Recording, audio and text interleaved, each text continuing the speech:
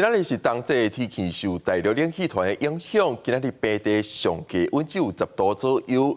气象署早时也针对部分地区发布柑仔色的灯号，代表天气可能会维持10度以下的温度。到礼拜透早，苗栗以北宜兰部分地区也可能会落到10度以下，提醒民众要穿好小做好保温的工课。拜六冬季日时上第一天，透早平地上低温出现伫金门，只有10.5度；花莲光复第二低来到10.7度。下晡开始受大陆冷气团影响，会愈来愈寒。气象署预估，礼拜透早苗栗以北宜兰局部可能会出现10度以下的低温。最低温的时间大概就是在周日，也就是明天的清晨。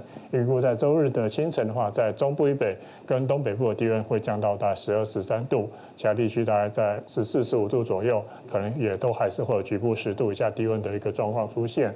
气象署下晡对新北市甲宜兰县发布真寒的柑仔色灯号，拜六下晡甲礼拜暗时有继续10度也是以下的气温发生。新竹苗栗是发布寒冷的黄色灯号，会出现10度以下低温，呼吁民众爱穿好少。冷空气预估下礼拜起来减弱，气温会小可回升，也毋过假夜淡季冷空气会搁南下，温度会搁再来下降。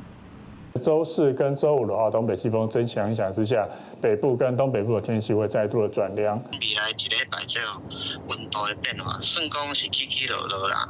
今日中昼过温度降低差不多后礼拜下拜二温度慢慢回升，不过伊回升的情形无讲改变的，主要是因为开始落雨。也若关山是毋是落雪？气象署讲，下礼拜一若是温度水气有配合，是有机会。也若下礼拜一甲拜二南方云系移入，全台出现局部的短暂雨。